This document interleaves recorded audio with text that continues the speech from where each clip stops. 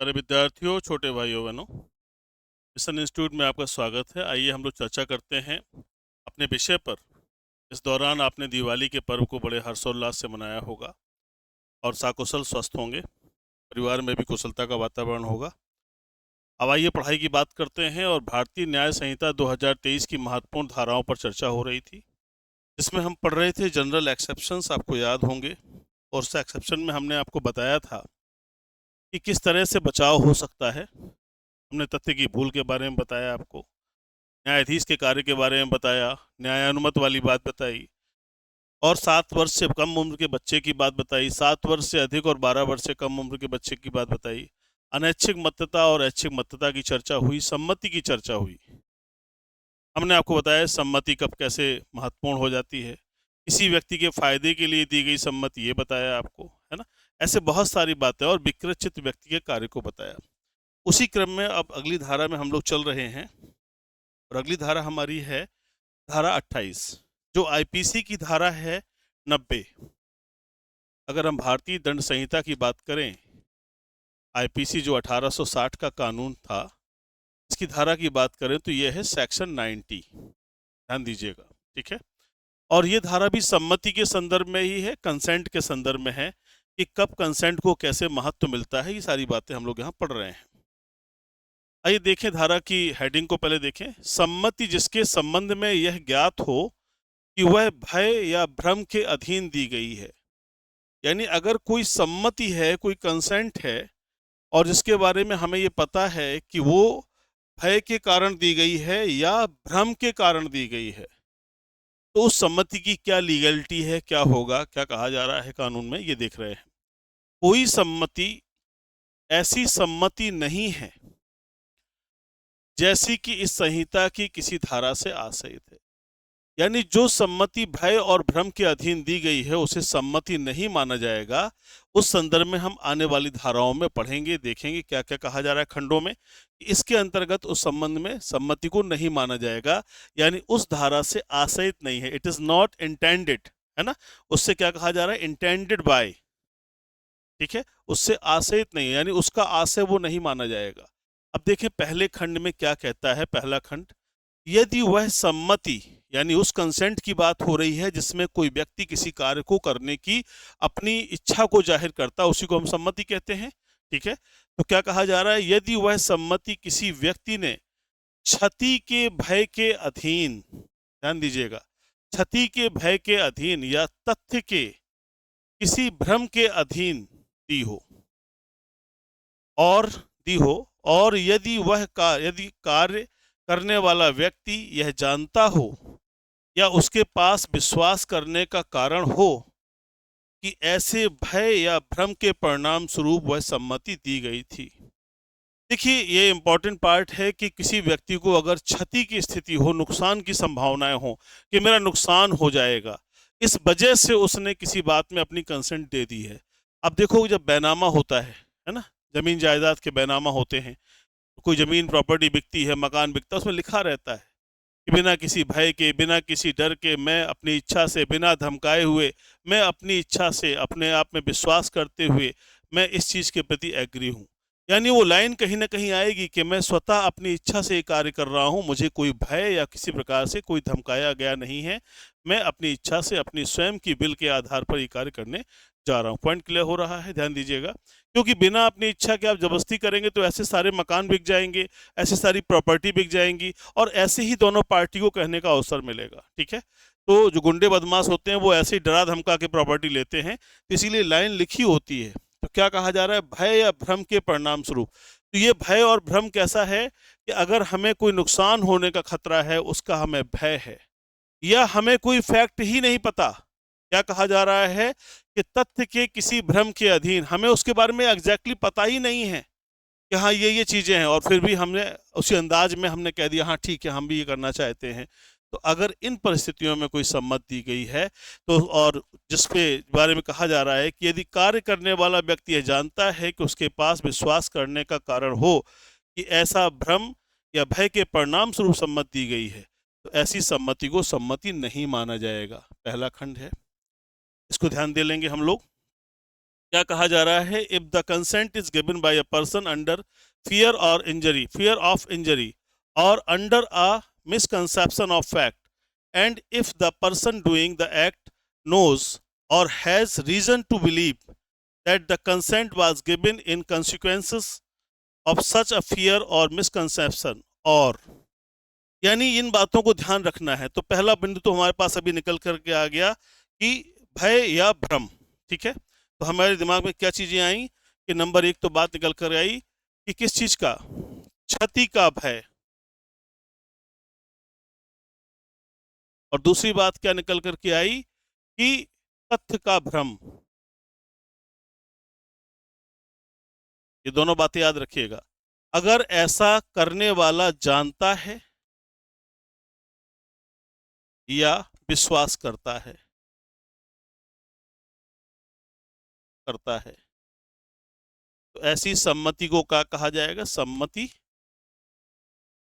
सम्मति नहीं है। अगर इस परिस्थिति में कोई ऐसी सम्मति हो गई है तो this consent is not a consent. कानून ये इजाजत देता है, इसको याद रखिएगा। तो ये पार्ट हमने आपको लिखा हुआ है, आप इसे ध्यान दीजिएगा। प्यारे विद्यार्थियों, मिशन इंस्टीट्यूट में एक कोर्स चल रहा है। आप देख रहे होंगे कि एप्लीकेशन पर हमने दिवाली के उस पर आपको कोर्सेज के बारे में कहा था। तो ऑनलाइन ऑनलाइन बैच चल रहा है।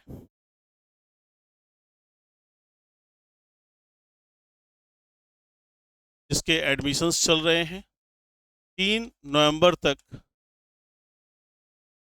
इसके एडमिशन्स हैं रात 12 बजे तक। इसमें यूपीएसआई और आपका यूपीएसआई में कंप्लीट और साथ में मूल विधि के बारे में, मूल विधि या कॉन्स्टिट्यूशन प्लस मूल विधि, इनके बैचेस चल रहे हैं। और ये बहुत न्यूनतम फी में यहाँ पे लॉन्च किए गए हैं। 599, 499, है ना, इस तरह से इनको फीस को लॉन्च किया गया है। 3 तारीख के बाद इसकी पुनः फीस जो 99 थी वो आ जाएगी और फिर उसी क्रम में हम लोग चीज़ों को कंटिन्यू करेंगे। ये एक ऑफर निकाला गया था विद्यार्थियों को ध्यान में रखते हुए। दिवाली के अवसर पर भारत में भगवान राम का अवतरण हुआ है और पहली बार जो है भगवान राम के आने के बाद दिवाली का अवसर हम लोगों ने मनाया है। खुशी है, उत्साह है, हम जो कर सकते हैं वो हमने किया है। ठीक है, तो एक न्यूनतम हमने किया और उद्देश्य यही था कि विद्यार्थियों को जोड़े रखा जाए, उन्हें अच्छी चीज़ें प्रोवाइड की जाए। और इस वाले बैच में सब कुछ वही मिलने वाला है जो किसी बड़ी फीस में मिलता है। ठीक है, लॉन्ग टर्म का बैच था, 1 ईयर की वैलिडिटी थी। सारे पीडीएफ, सारा मटेरियल आपको उसमें पहुंचना था। फिलहाल जो बच्चे जिन्होंने अभी रजिस्ट्रेशन नहीं कराया है वो लोग 3 तारीख की रात 12 बजे तक अपना रजिस्ट्रेशन करा लें। आइए, हम लोग बात कर रहे थे धारा के संदर्भ में, तो हमने पहले खंड को देखा। अब दूसरे खंड पर आ जाइए। अब दूसरा खंड कहता है, यदि वह सम्मति ऐसे व्यक्ति ने दी हो जो चित्त विकृति या मत्तता के कारण उस बात की जिसके लिए वह सम्मति देता है प्रकृति और परिणाम को समझने में असमर्थ है। अगर कोई व्यक्ति है जो सम्मति दे रहा है और उसकी स्थिति क्या है? चित्त विकृति। हमने आपको बताया था चित्त विकृति माने पागलपन, जिसके संदर्भ में बहुत सारी डिस्कशन हुई हमारी। या मत्तता के कारण, जो हमने आपको एग्जाम्पल दिए, केसेस बताए, डीपीपी बनाम बियर्ड का बताया, मैकनॉटन बताया, वासुदेव बनाम राज बताया। तो वही कंडीशन है कि अगर कोई व्यक्ति इन परिस्थितियों में है और वो फिर सम्मति दे रहा है और उस सम्मति की स्थिति में अपने कार्य की प्रकृति या परिणाम को समझने में असमर्थ है, तो उसके द्वारा दी गई सम्मति को भी सम्मति नहीं माना जाएगा। ठीक है, तो ये धारा ये कहती है। क्या कहा गया है सी खंड में? देखें, जब तक कि संदर्भ से प्रतिकूल प्रतीत ना हो, यानी जब तक इससे उल्टा ना बताया गया हो, यदि वह सम्मति ऐसे व्यक्ति ने दी है जो 12 वर्ष से कम आयु का है, यानी 12 वर्ष से कम आयु के बच्चे ने अगर कोई सम्मति दी है तो उसने कोई भी कंसेंट दी है, वो कंसेंट मान्य नहीं होगी। तो ये 12 वर्ष भी आपको याद रखने की आवश्यकता है कि 12 ईयर्स। सम्मति के संदर्भ में अभी तक हम लोगों ने कितनी बातें देखी हैं? 3 ही बातों को देखा है, अगर गौर से देखें।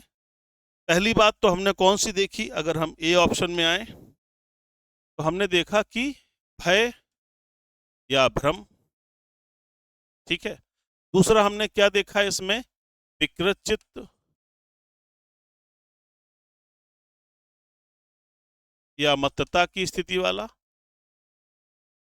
जो अपने कार्य की प्रकृति और परिणाम न समझ सके। सी क्या कहा गया, 12 वर्ष से कम आयु का बालक। ये 3 कंडीशन है। अगर इनके द्वारा कोई सम्मति दी गई है और जो स्थितियां हमने बताई गई आपको, तो इनके द्वारा दी गई सम्मति नहीं मानी जाएगी, सम्मति नहीं मानी जाएगी। बस इतना ही तो याद करना है। पूरी धारा की जान इतनी ही थी और इसको अगर आप समझ गए हैं तो सारी बात खत्म हो गई है। ठीक है। अब कोर्ट में इन्हीं बातों को जस्टिफाइड किया जाता है। अब किसी की प्रॉपर्टी का आपने बैनामा करा लिया, नशे की हालत में ले गए उठा करके उसको, और नशे में ले जाके उससे अंगूठा लगवा लिया, साइन करवा लिए, फोटो खिंचवा ली, तो फिर उसके बच्चे जो होंगे वो उस बात को कहेंगे कि साहब हमारे पिता को नशा करा के ले गए थे, उन्हें दारू पिलाई गई थी, उन्हें इंजेक्शन लगाया गया था, उन्हें ये किया गया था। तो ये बचाव मिल जाएगा। ठीक है।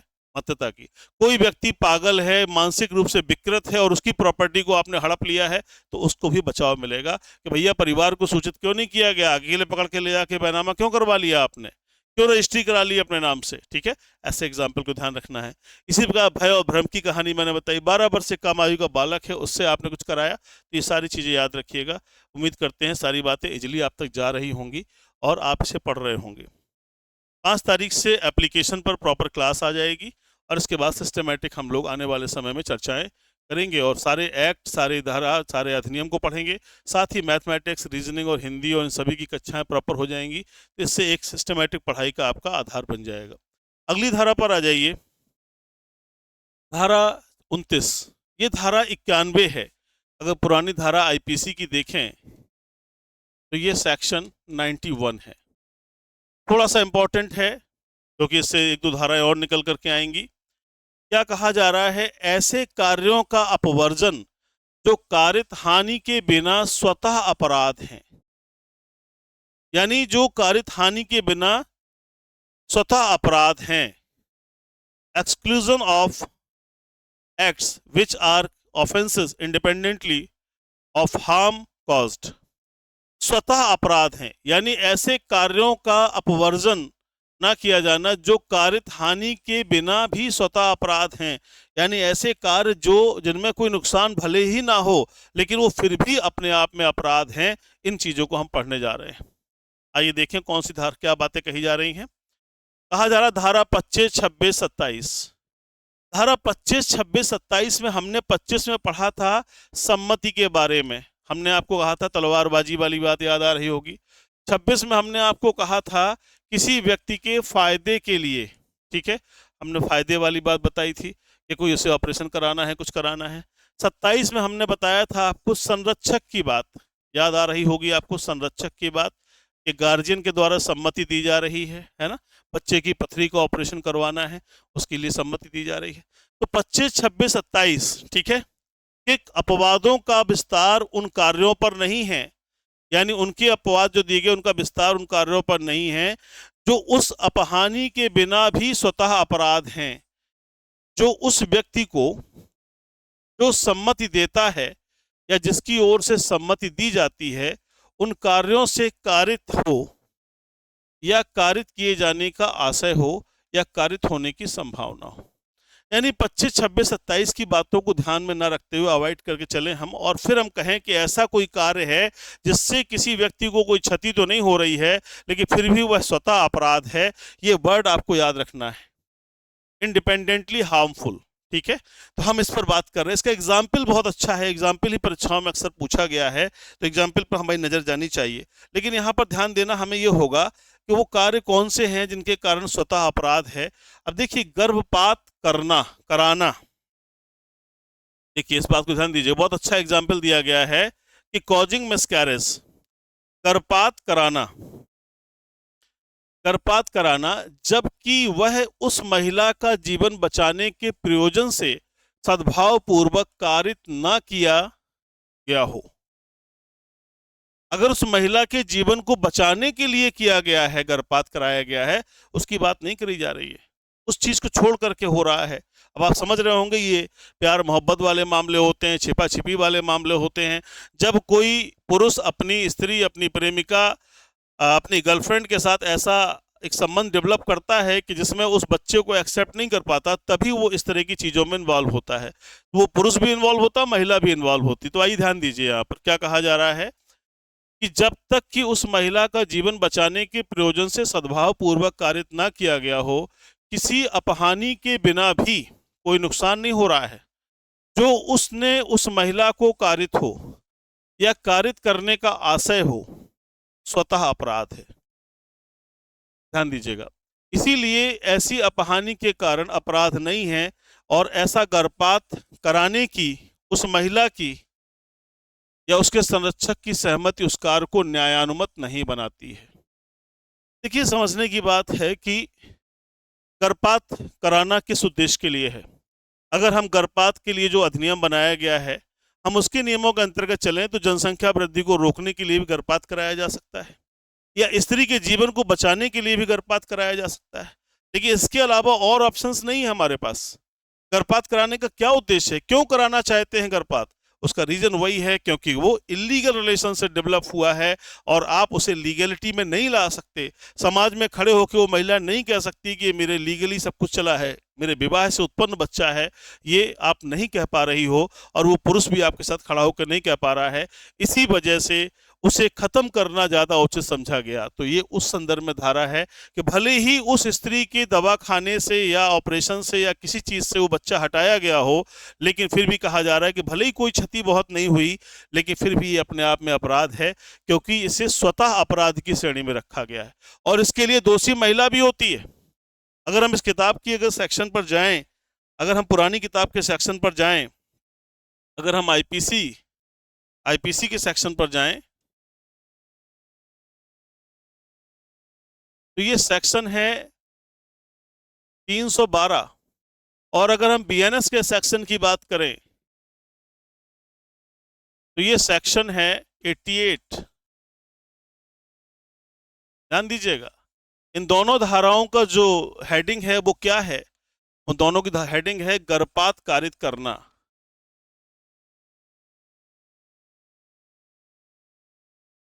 इसकी सजा है अपने आप में, ये छोटा अपराध नहीं है। बहुत सारे लोग संतान के लिए परेशान है, बहुत सारे लोग संतानों की गर्भपात करा रहे हैं। ठीक है, तो ये इस संदर्भ में बनाया गया क्योंकि ये जो है अपने आप में स्वतः अपराध है, उस शिशु के प्रति अपराध है जो इस दुनिया में नहीं आ पाया। गलती इनकी है, व्यक्तियों की गलती है, उस शिशु की गलती तो नहीं है। तो ये शिशु के प्रति अपराध है, प्रति अपराध है।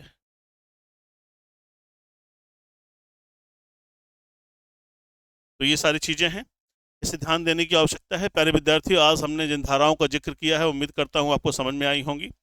फिर से एक बार पुनः चर्चा कर दे रहा हूँ कि कल 3 तारीख है, 3 नवंबर तक, और रात 12 बजे तक हमारे यहाँ एडमिशन प्रोसेस रहेगी। इसके बाद पुनः वही फी और वही स्ट्रक्चर्स हो जाएंगे जो पूर्व में संचालित हो रहे थे। एक अच्छा प्रोग्राम है, जो बच्चे जुड़ना चाहते हैं वो निश्चित रूप से इसे शेयर कर देंगे, अपने साथियों तक पहुँचा देंगे, ताकि जो भी इस कार्यक्रम के लिए इंटरेस्टेड हैं, जो इसका हिस्सा बनना चाहते हैं, जो आगे की पढ़ाई इस रूप में ज्वाइन करना चाहते हैं, उनका बहुत बहुत स्वागत है। अभी दिवाली का त्यौहार संपन्न हो गया है, उम्मीद करता हूं कि आप लोग सकुशल होंगे, स्वस्थ होंगे, और जो ऑफलाइन कक्षाओं में जुड़े हुए हैं वो अपने समय अनुसार सीधे आकर के अपनी कक्षाओं को पुनः प्रारंभ करें। जो ऑनलाइन जुड़े हुए हैं, 5 तारीख से एप्लीकेशन पर कक्षाएं आ जाएंगी, तो वहाँ पर अपनी क्लासेस को प्रॉपर्ली देखते रहेंगे। सारा कुछ जो भी पढ़ाने का है वो एक सिस्टमेटिक मैनर में आपको कंप्लीट कराया जाएगा। पर डे के पर डे चीज़ों को आप कंप्लीट करते रहिए, देखते रहिए, समझते रहिए। कहीं दिक्कत होती है, आप मैसेज के माध्यम से हमें कम्युनिकेट कर सकते हैं, हमसे जुड़ सकते हैं, हमें बता सकते हैं। ठीक है, तो बहुत अपना ख्याल रखिए। आज के बाद पुनः कक्षाएँ कंटिन्यू होने जा रही हैं, अध्यापकगण भी सभी आ गए हैं, एक एक करके सारी बातें हम लोग देखेंगे। पढ़ाई करते रहें, जीवन पथ पर आगे बढ़ने का सपना देखें। देखिए, जब तक आप सपना नहीं देखोगे पूरा नहीं होगा। बुराई करने वाले हजारों लोग मिलेंगे, बुराई करने वाले तो इतने सारे लोग हैं कि उन्हें अपने जीवन से भी असंतुष्टि है कि हम इस धरती पर क्यों आ गए। तो ऐसे आप नहीं रह सकते। हजारों लाखों लोगों के बीच में कुछ लोग होते हैं जो जीवन पथ पर आगे बढ़ पाते हैं, कुछ लोग होते हैं जो अपने सपनों को साकार कर पाते हैं। लेकिन सबको करने के लिए बहुत धैर्य की आवश्यकता है, बहुत शांत रहने की ज़रूरत है, बहुत बैलेंस करने की ज़रूरत है, क्योंकि मन के हारे हार है, मन के जीते जीत। हम हमेशा आपसे कहते हैं, मन को स्ट्रांग रखिए, लड़ते रहिए, जूझते रहिए। कोई कुछ कहता है, जवाब देने की ज़रूरत नहीं है, बस सुन लीजिए, मन के अंदर किसी कोने में रख लीजिए, वक्त आएगा, वक्त ही जवाब दे देगा। अपना बहुत ख्याल रखें, पढ़ाई करते रहें। जय हिंद, जय भारत।